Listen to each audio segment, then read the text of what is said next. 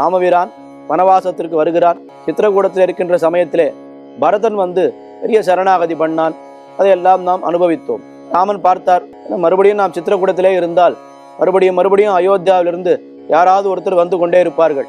நாம் இன்னும் கொஞ்சம் நன்றாக காட்டுக்குள்ளே போய்விடலாம் என்று அவர் தண்டகாரண்யத்துக்குள்ளே புறப்பட்டு செல்கிறார்கள். அங்கே நுழைந்தவுடனே பல ரிஷிகளை எல்லாம் அவர்கள் சந்திக்கிறார்கள். அந்த ரிஷிகள் எல்லோரும் இவன் வந்திருப்பவன் ராமபிரான் என்று தெரிந்து கொண்டு அவனிடத்திலே சரணாகதியை செய்கிறார்கள். ராட்சசர்களாலே எங்களுக்கு அதிக தொல்லை நேருகிறது. ஒரு ஹோமத்தையும் எங்களை பண்ண விட மாட்டேன்றா, ஒரு ஜபத்தையும் பண்ண விட மாட்டேன்றா. தபஸ் பண்ணலான்னு பார்த்தா அவ வந்து முன்னாடி நிற்கிறா. அதனால இந்த ராட்சசர்கள் எங்களுக்கு மிகுந்த தொல்லை கொடுக்கிறார்கள்.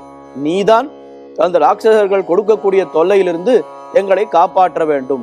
சுருக்கமா சொன்னா, ராட்சசர்களை அழித்து எங்களை காப்பாற்ற வேண்டும் என்ன அவர்கள் பிரார்த்திக்கிறார்கள் ராமபிரானிடத்திலே. உடனே பெருமாள் பார்த்தார்.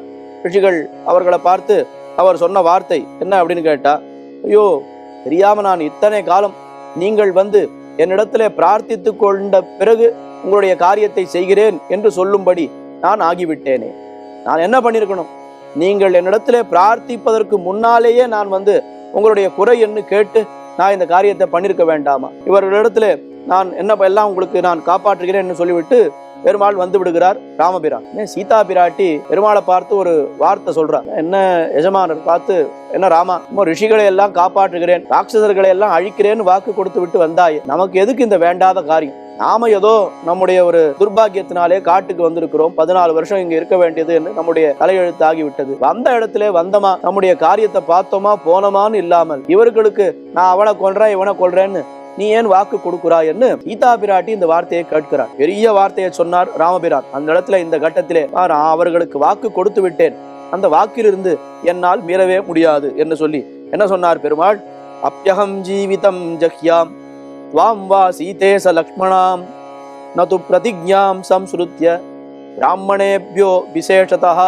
என்னுடைய உயிரை விட்டாலும் விடுவேன், என்னுடைய உயிருக்கும் மேலான உன்னை விட்டாலும் விடுவேன், உன்னிலும் மேலான இளைய பெருமாளை விட்டாலும் விடுவேன்.